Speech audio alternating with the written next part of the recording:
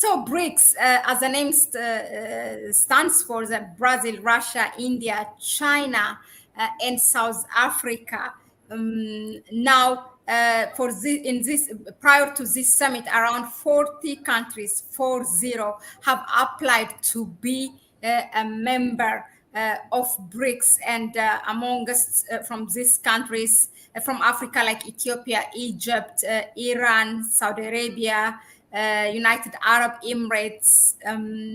Yeah, these are the likes of big countries that have applied to be a member. And Eritrea is not amongst these countries, and neither we have heard an interest prior to this summit from their official that Eritrea being a member to be a member of BRICS. So, what do you think?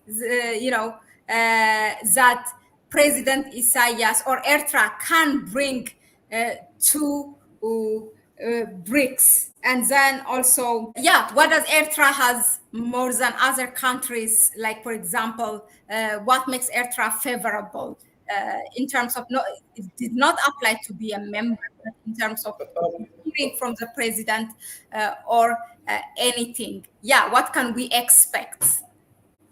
Okay, Mahlet, thank you for that question. You've elaborated quite well that a number of countries have applied to join the BRICS, and Eritrea isn't one of those that has applied.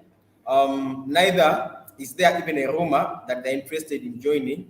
But of course, an invitation was extended to all heads of state in Africa to go and attend the summit in South Africa. And a number of them have ditted in. As we speak, they're engaged in the summit in South Africa.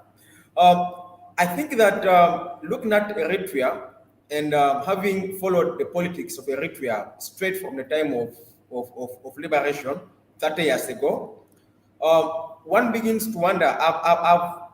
Yesterday when I saw President Isaias jetting into South Africa, and I saw part of the excitement that with which he was received, I saw a man who holds a particular position that that other BRICS members highly esteem. And I remember today I wrote an article to that extent. You see, Mahlet, a number of countries have, of course, applied to join the BRICS. Now, we don't know which ones of them will be admitted. And I know that there are a number of discussions that we are having here and in other platforms on what criteria will perhaps be used to admit them and which ones stand a better chance to be admitted to this emerging alliance of global nations. I've called them, not me calling them, it's a fact that these nations represent their continents and the aspirations of their countries. So what puts Eritrea in a better place in the event that it would want to join? Actually, that is how you frame the question, Mahlet. I would like to reframe the question and say, because I have argued that Eritrea might not even need to apply to join. I am of the opinion that they could actually invite Eritrea to join instead of applying to sending in a request to join. Incidentally, that's what they did with South Africa. South Africa was invited to join. Of course, for South Africa's case, I can understand because they wanted an entry into Africa.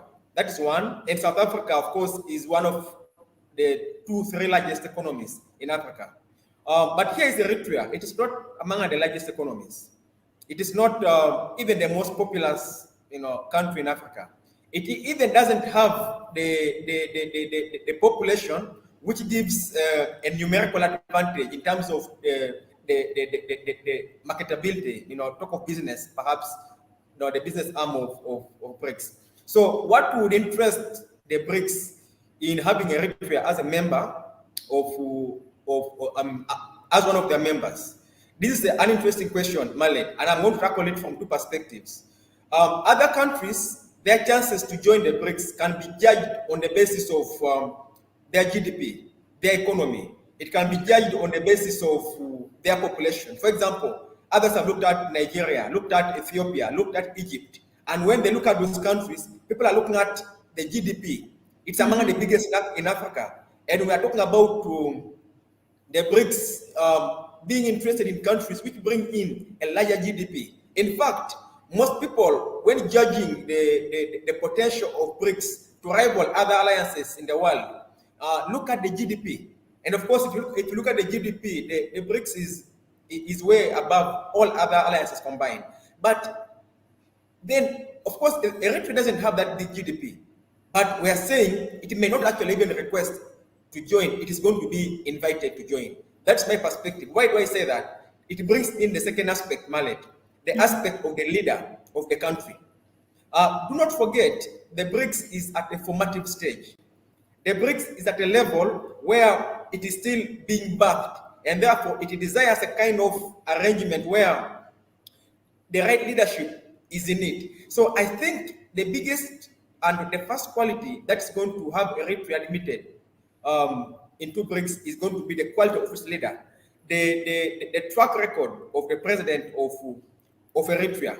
And I think they're going to be looking at that. I began by saying that if you look at the politics of Eritrea straight from independence, Eritrea presents the kind of politics, the kind of economic policies around which the BRICS as an alliance is actually founded. You look at the policies of multipolarity. You look at it is quest for self-reliance over the years.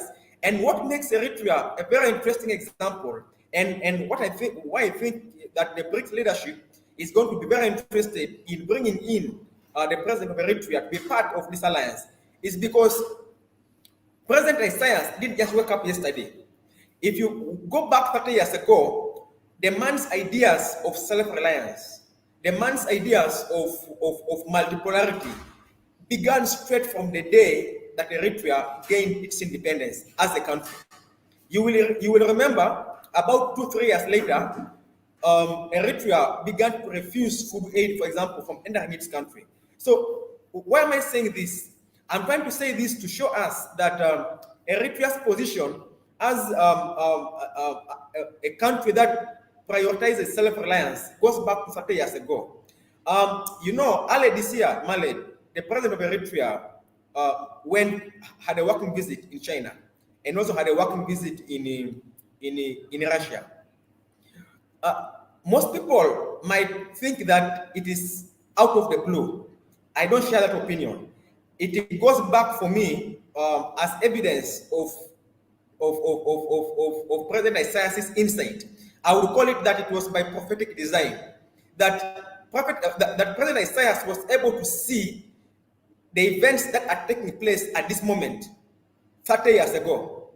President Isaias was able to predict that at some certain point in time, the world would begin to revolt against hegemonistic powers, and we would begin to see different centers of power emerging. And he knew that if I can only hold on up to that time, then a time will come, despite the sanctions, despite the rapprochement, despite what I'm going to suffer as an individual president and as a country, in the next 20, 30 years, we are going to see a multipolar world. And in that multipolar world, Eritrea, with its long-standing insistence on its sovereignty, will be a key player. And that's why we are seeing recently, of course, he visited China, he visited Russia. You begin to see that President Isaias is playing a central role in a multipolar world. And for me, this is important for BRICS. Why? BRICS is at a formative stage. And being at a formative stage, BRICS needs leaders with foresight. Leaders who are able to see into the future. Leaders who are able to predict what will happen in the next 10, 20 years. So, at a personal level, President Isaias has a kind of prophetic insight that could be very significant and important for BRICS. The emergence of BRICS, of course, offers a challenge to other alliances. So if I was a member of BRICS, and I know that this should be what is playing in the mind of President Putin of Russia, this should be the thing that's playing in the mind of President Xi of China. They desire a kind of membership, not just those that have the biggest GDP, because at the end of the day, this alliance being at a formative level will need leadership. It needs the kind of leaders who understand what it takes to build an alliance.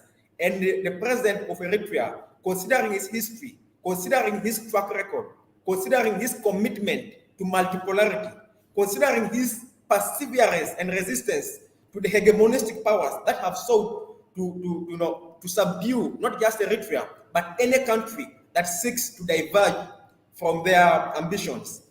Considering that track record, I think that it presents a very interesting, kind of leadership that would be very significant for Brics. And I think those at Brics will be looking at that this man can provide an example, that can provide experience and the leadership, and of course the foresight that they will need going forward. Thank you very much, Lambert, for that.